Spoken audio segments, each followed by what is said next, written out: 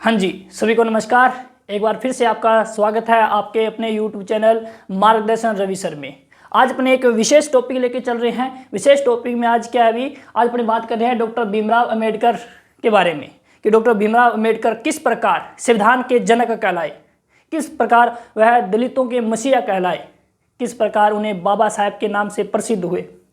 ठीक है, तो आज बात करते अपने डॉक्टर भीमराव अंबेडकर के। आप सभी को पता है आज क्या है, 14 अप्रैल है और 14 अप्रैल को क्या हुआ था, डॉक्टर भीमराव अंबेडकर का जन्म हुआ था। थोड़ी सी इसकी बात करते हैं डॉक्टर भीमराव अंबेडकर की। डॉक्टर भीमराव अंबेडकर का जन्म 14 अप्रैल 1891 ईस्वी में महू में हुआ था। महू पड़ता है इंदौर मध्य प्रदेश में। एक बिल्कुल ही गरीब जाति या दलित जाति या नीची जाति में हुआ था। क्या नीची जाति में हुआ था? कौन सी जाति से संबंध रखते थे? ये महार जाति से संबंध रखते थे उसमें कि ये एक अछूत जाति मानी जाती थी। अछूत जाति मानी जाती थी।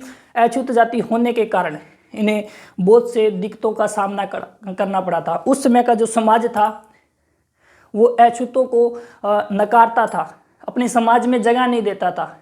तो किस प्रकार डॉक्टर भीमराव अंबेडकर उन सभी से निखर कर एक अलग भारत के संविधान के जनक व जननी कहलाए थे। तो अपने आज बात करते हैं डॉक्टर भीमराव अंबेडकर की।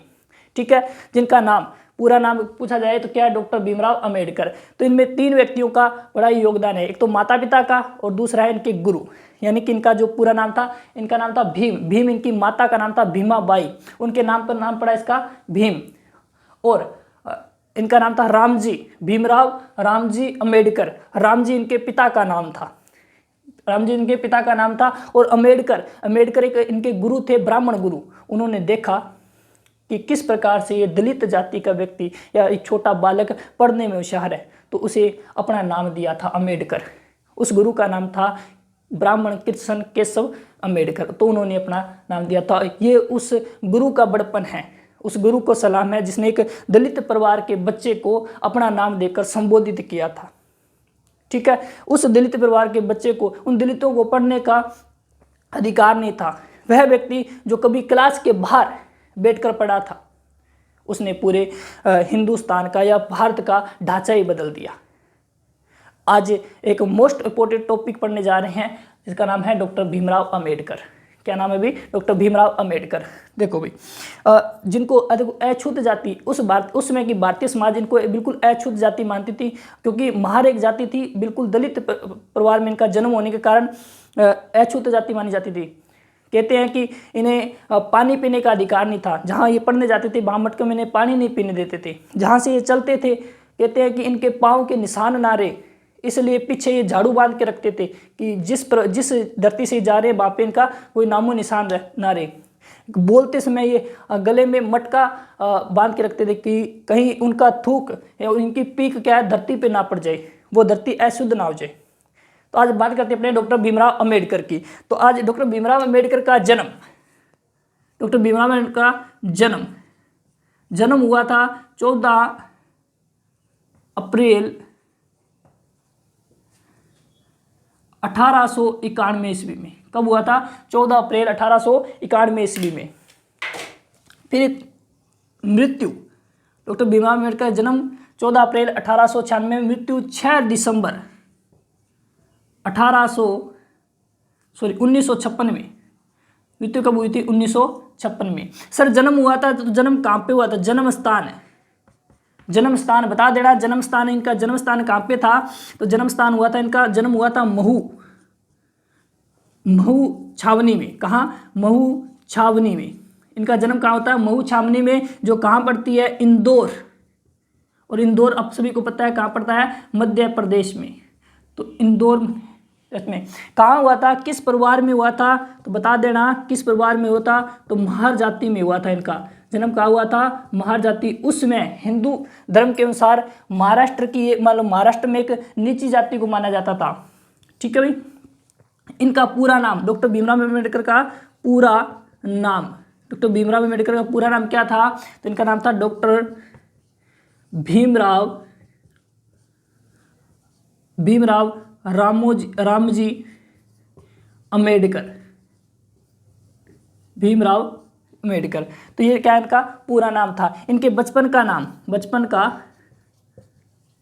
नाम। इनके बचपन का नाम क्या था? तो इनके बचपन का नाम था भीमराव शकपाल। इनका क्या था? नाम शकपाल। कहते हैं कि इन्हें पढ़ने का बहुत शौक था, लेकिन ये नीची जाति के होने के कारण इन्हें स्कूल में दाखला नहीं मिल पा रहा था। तो इन्होंने क्या किया था, इस सरनेम को चेंज कर कर यहाँ पर अपने गांव का नाम रख लिया। लेकिन गांव का नाम थोड़ा सा अजीब था, इसलिए उस ब्राह्मण शिक्षक ने अपना नाम दे दिया इसे अम्बेडकर। तो इसका नाम देखो था। अब इस चीज़ का आप स्क्रीनशॉट लीजिए, ठीक है भाई। आगे देखो, इनके माता पिता की बात करते हैं।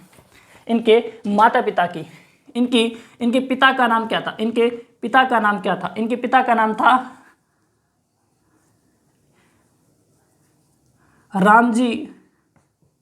राम मालोजी शकपाल। पिता का नाम क्या था? राम मालोजी शकपाल। माता का नाम क्या था? माता का नाम था इनका भीमाबाई शकपाल। क्या नाम था भाई? भीमाबाई शकपाल इनकी माता का नाम था, ठीक है भाई।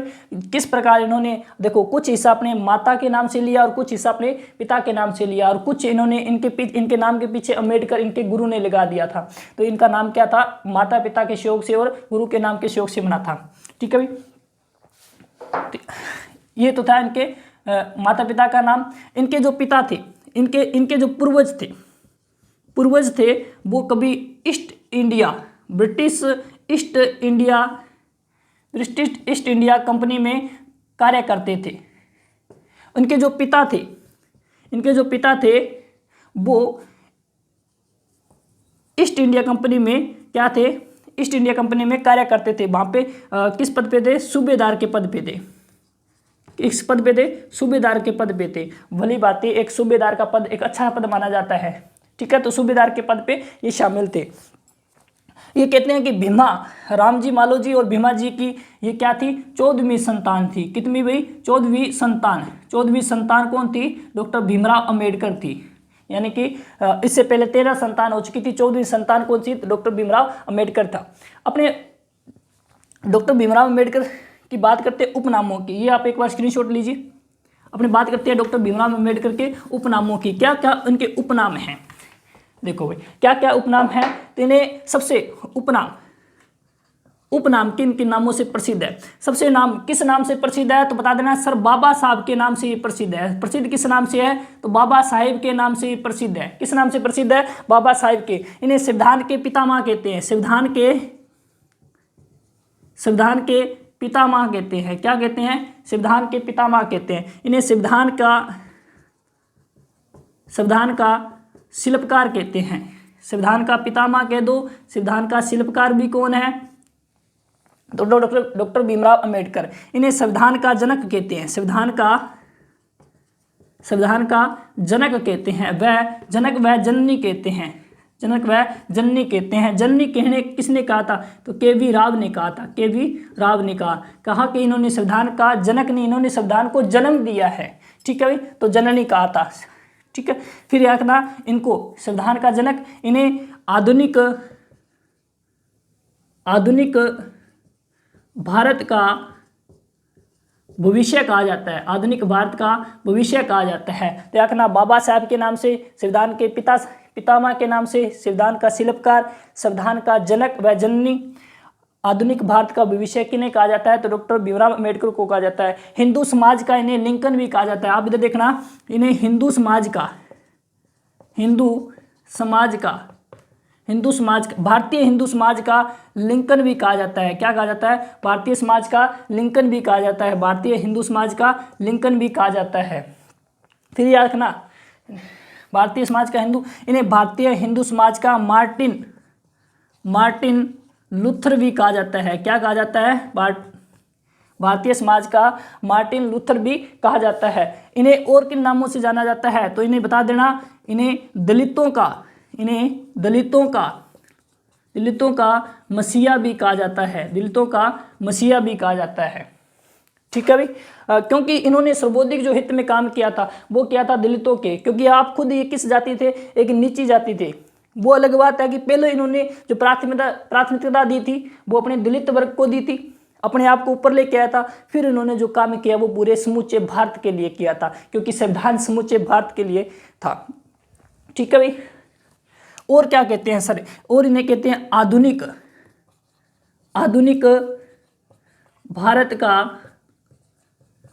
भारत का मनु। और इन्हें किस नाम से जाना जाता है, आधुनिक भारत का मनु कहते हैं। और भी किस नाम से जाना जाता है, बिल्कुल भाई, आधुनिक भारत का प्रथम कानून मंत्री, भारत का प्रथम कानूनी मंत्री। कानून मंत्री कौन था, तो यही था, भारत का प्रथम कानून मंत्री कौन था, तो यही थे। ठीक है भाई। तो ये क्या है, ये प्रमुख भारतीय संविधान के जनक डॉक्टर भीमराव अंबेडकर के क्या है, प्रमुख नाम है। ठीक है भाई, एक बार इनका आप स्क्रीनशॉट लीजिए, आगे देख लो। अब डॉक्टर भीमराव अंबेडकर की छोटे ही समय में, बहुत ही कम आयु में इनकी शादी हो जाती है। तो इनकी पत्नी का नाम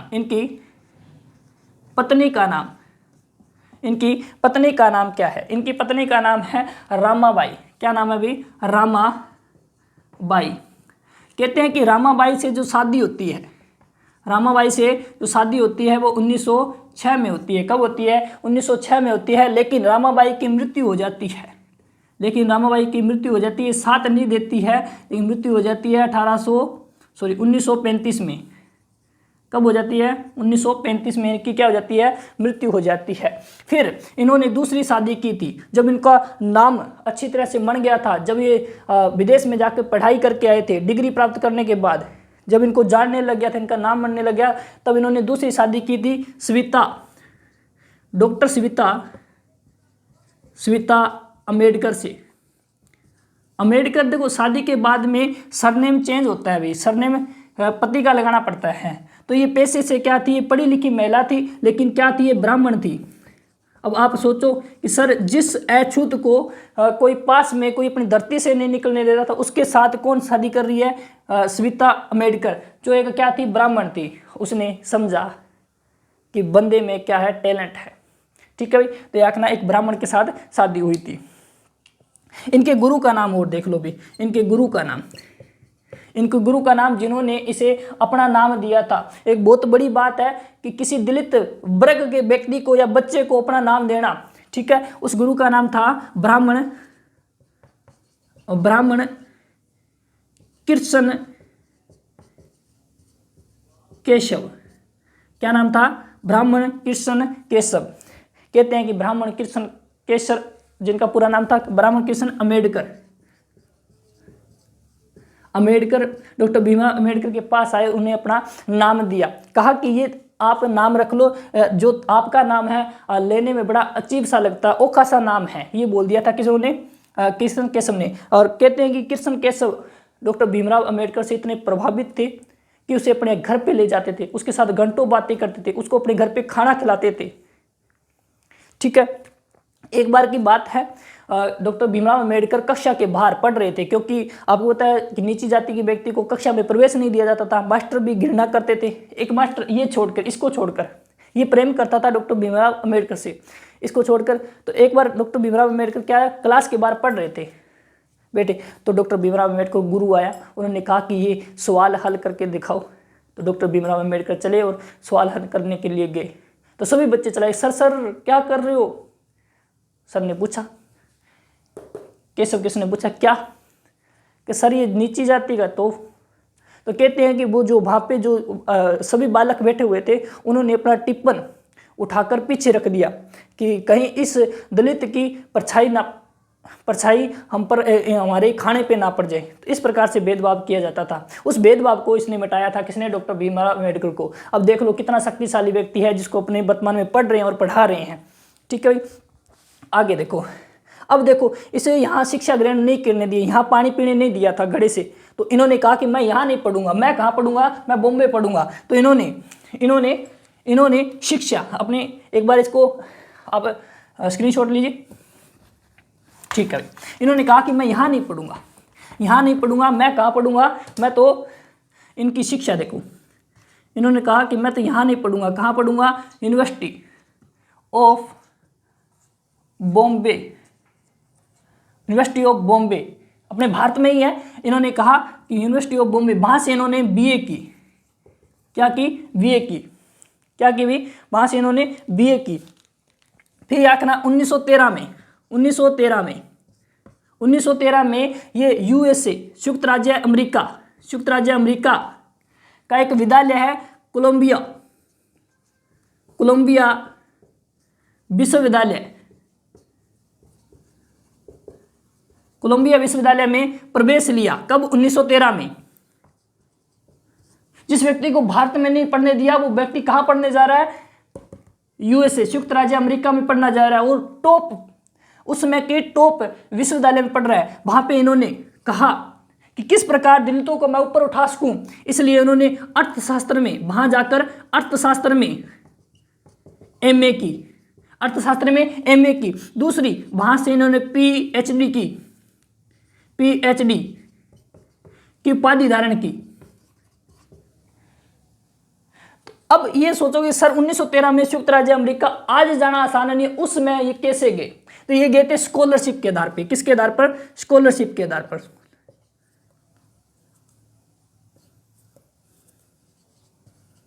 आप कहोगे सर स्कॉलरशिप किसने दिया? त्याग ना, बड़ौदा का गायकवाड़ एक व्यक्ति था, एक राजा था, उसको दे आई। उसने कहा कि देख यार कितना व्यक्ति महान है और पढ़ने में इंटेलिजेंट है, इसको पीछे क्यों रहा। फिर दूसरी बात, इसके जो गुरु थे उसने भी काफ़ी कहते हैं कि सहायता की थी। तो याद रखना बड़ौदा के, यहाँ लिख देता हूँ, बड़ौदा के गायकवाड़, ये जाति है गायकवाड़ सायोजी तृतीय ने 25 रुपये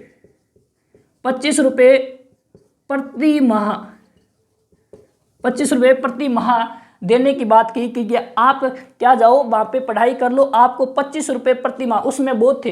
अब देख लो 25 रुपये की स्कॉलरशिप पर पढ़ने कौन जा रहा है, कहाँ पढ़ने जा रहा है, संयुक्त राज्य अमेरिका में। तो वहाँ पे इन्होंने की थी। वहाँ से वापस आ गए थे 1917 में, वापस आ गए। स्कॉलरशिप वहाँ पे क्या हो गई थी, बंद कर दी गई थी। बाद में क्या होगी, स्कॉलरशिप बंद कर दी गई थी। इसी बीच 1913 में ये गया था। 1913 में ही इनके पिता की मृत्यु हो जाती है। इनके पिता की क्या हो जाती है, मृत्यु हो जाती है। 1913 में किसकी मृत्यु हो जाती है, इनके पिता की मृत्यु हो जाती है। याद रखना, महज एक बार इसका स्क्रीनशॉट लीजिए, ठीक है भाई। तो ये भी एक इस बड़ौदा के साहिब जी का भी एक बड़पन था, जिन्होंने स्कॉलरशिप के आधार पर इसको पढ़ाने वहाँ पे भेजा था, ठीक है भाई। 1917 में वापस लौटे। 1913 में इनके पिता की मृत्यु हो जाती है। याद रखना, इनके पिताजी जो रिटायर होते हैं वो 1894 ईस्वी में होता है। एक बार पिछली बातों को आप रिलेट करना, 1891 में जन्म होता है, महज 3 वर्ष के बाद ही पिताजी रिटायर हो जाते हैं।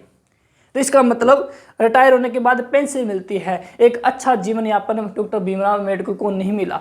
कष्टों से भरा हुआ जीवन इनको पहले से मिल रहा था, क्योंकि ये इन्होंने जन्म किस जाति में लिया था, एक दलित परिवार में लिया था, ठीक है। 1917 में जब ये पढ़ाई करके पूरी करके वापस कहाँ आए, वापस आ गए थे अपने भारत में, ठीक है। तो उसके बाद फिर उन्होंने लंदन में गए। लंदन में जाके LLB का कोर्स किया, वहाँ पे DSc का कोर्स किया, MSc का कोर्स किया। तो इस प्रकार इन्होंने लगभग कहते हैं कि 32 डिग्रियाँ हासिल की थी। वो प्रत्येक पढ़ाई की थी जिनमें इनकी रुचि नहीं थी, फिर भी उन्होंने प्रत्येक पढ़ाई की थी। तो लगभग कहते हैं कि 32 डिग्रियाँ की थी। और सबसे ज़्यादा यदि डिग्रियाँ करने वाला व्यक्ति था तो डॉक्टर भीमराव अम्बेडकर ही था। दूसरी बात, 1917 में जैसे ही भारत आया तो जिस व्यक्ति ने इसे पेंशन देकर भेजा था, पेंशन देकर कहा कि आप वहाँ पर, तो ये वादा करके गया था कि वापस आऊँगा तो मैं आपके पास नौकरी करूँगा। अब पढ़ लिख कर आ गया तो बड़ौदा के गायकवाड़ के पास गया कि सर बोलो मेरे लायक कोई काम है। तो कहते हैं कि उन्होंने उस समय का इन्हें सचिव का पद दिया। आज का जो वर्तमान RS फाइट करने के बाद जो पद मिलता है, वो पद किसको मिला था, डॉक्टर भीमराव अम्बेडकर को। तो पहले दिन कहते हैं कि ये वहाँ पे ऑफिस में गए, तो सभी घृणा करे, वहाँ के स्टाफ है सभी इनके साथ घृणा करे। कहते हैं कि जो नीचे चादर होती है वो एक साइड कर देते हैं कि कहीं इसे अछूत के उस पर पाप ना पड़ जाए। सबसे ज़्यादा वो पवित्र मानते थे गऊ के मूत्र को, गऊ के मूत्र के से छिड़काव किया गया था।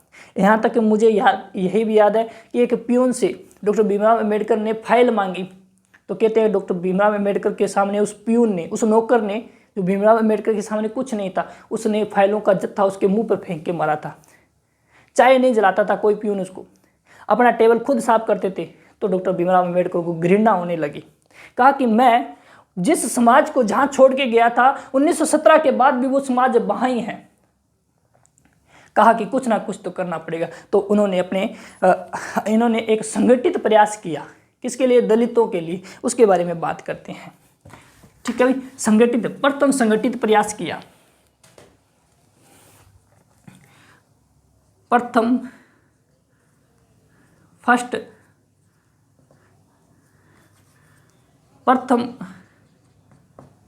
संगठित प्रयास किसके लिए किया गया था? दलितों के लिए।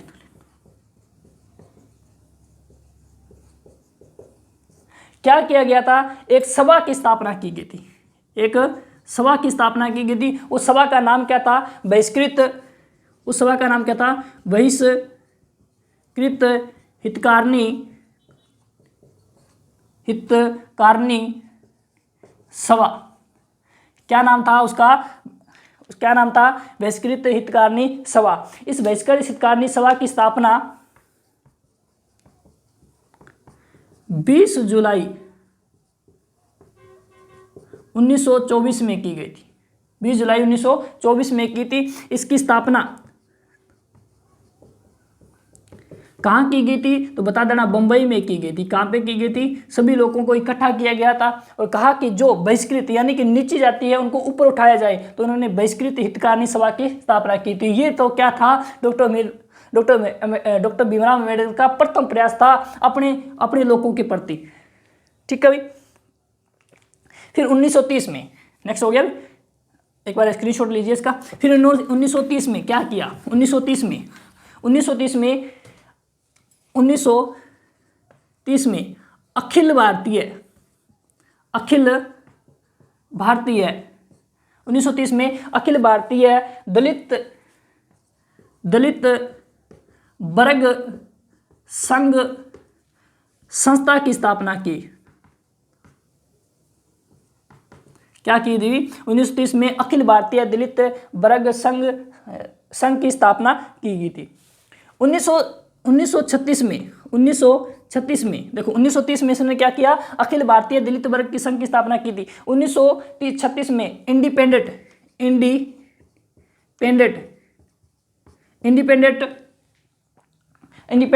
लेबर पार्टी की स्थापना की थी। इंडिपेंडेंट लेबर पार्टी की स्थापना की थी। किसकी स्थापना की थी? इंडिपेंडेंट लेबर पार्टी की स्थापना कब की थी? 1936 में। फिर इन्होंने 1942 में किसकी स्थापना की थी? तो याद रखना, अखिल भारतीय अनुसूचित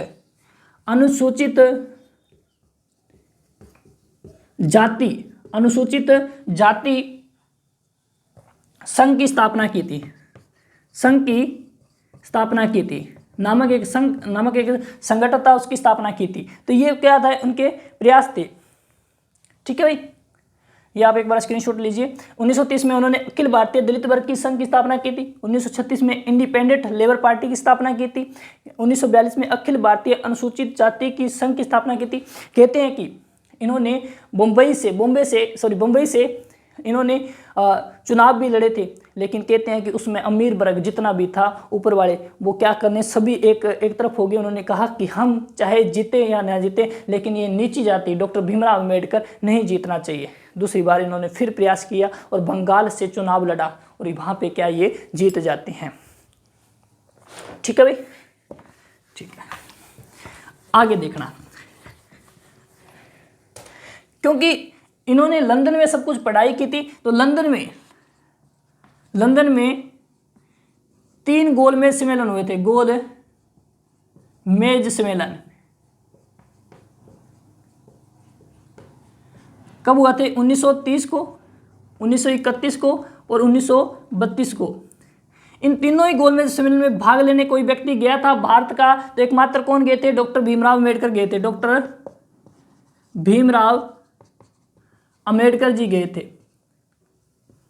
और जी यदि पूछा जाए राजस्थान का कोई व्यक्ति गया था तो बता देना गंगा सिंह गया था, महाराजा गंगा सिंह, महाराजा गंगा सिंह। बीकानेर का था महाराजा गंगा सिंह, ये व्यक्ति गया था। दूसरे गोलमेज सम्मेलन में भाग लेने कोई व्यक्ति गया था तो कौन गया था? कांग्रेस का एकमात्र प्रतिनिधि गांधी जी भाग लेने गए थे।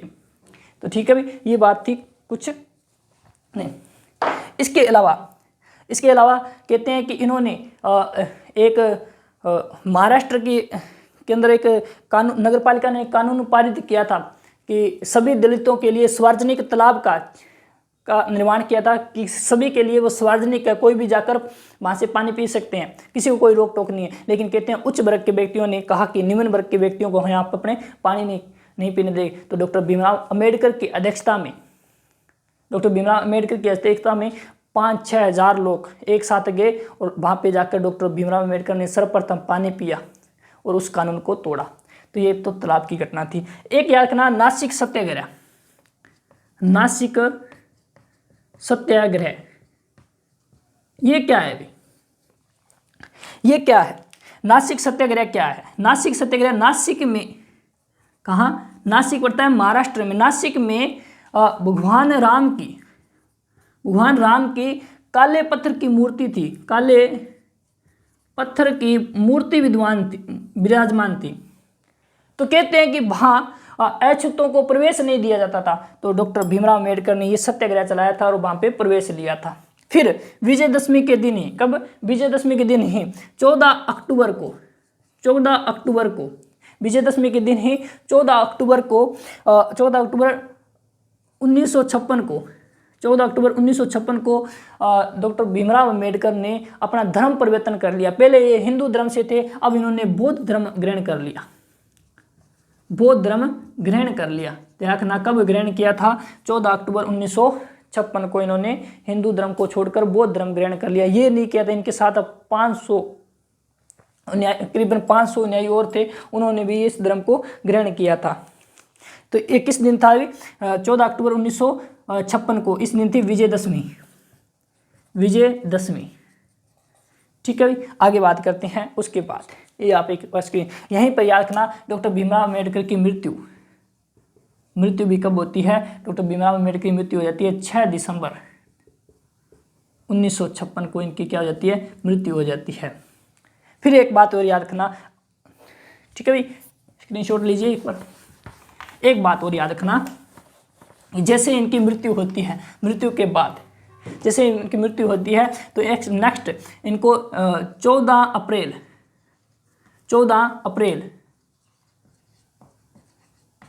1990 में 14 अप्रैल 1990 में इन्हें भारत का सर्वोच्च अलंकरण भारत रत्न से सम्मानित किया गया था। कब भाई? 14 अप्रैल 1990 को मरणोपरांत। कब भाई? मरणोपरांत इनको भारत रत्न से सम्मानित किया गया था। 14 अप्रैल 1990 को इनको मरणों के प्रांत क्या किया था? अब कहोगे सर इतना लेट, क्योंकि भारत रत्न जो प्रारंभ हुआ था ना, वो हुआ था 1954 को प्रारंभ हुआ था। हालांकि इनको बहुत पहले जीवित रहते हुए दे देना चाहिए, क्योंकि इन्होंने बहुत अच्छा काम किया था अपने वर्ग के लिए और पूरे भारत के लिए। ठीक है, तो 1954 में भारत रत्न स्टार्ट हुआ था, लेकिन इनका दुर्भाग्य या इनकी मान सकते हैं इन्हें जो भारत रत्न दिया गया था, कब दिया गया था? 14 अप्रैल 1990 में दिया गया था। तो ये बातें थी कुछ डॉक्टर भीमराव अम्बेडकर की। अब इनकी कुछ पुस्तकों के बारे में बात कर लेते हैं, कुछ साप्ताहिक। ठीक है भाई, ठीक है भाई। अब देखो, पहले तो याद रखना इनकी पत्रिका के बारे में देखते हैं।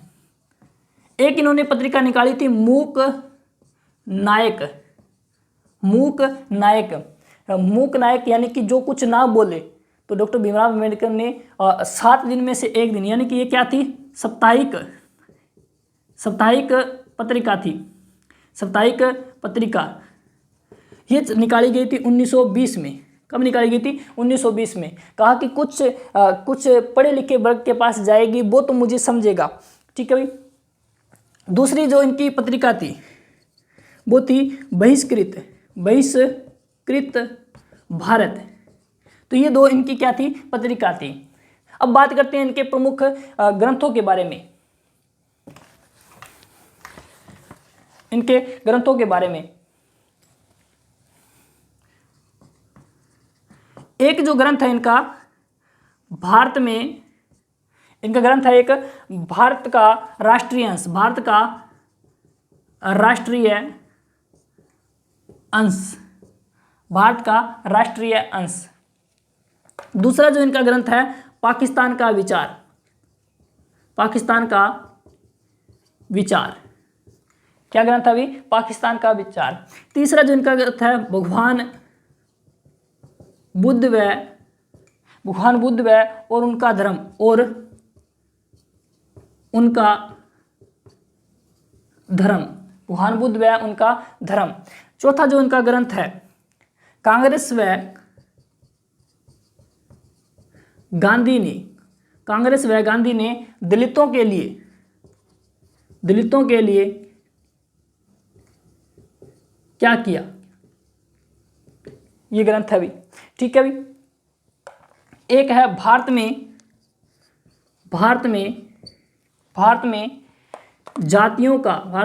जातियों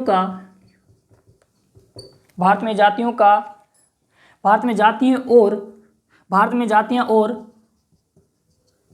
उनका मशीनीकरण। ये भी ग्रंथ किसका है? तो डॉक्टर भीमराव अंबेडकर का है। ठीक है। शूद्र, एक ग्रंथ और है अभी, यहाँ लिख देता हूँ।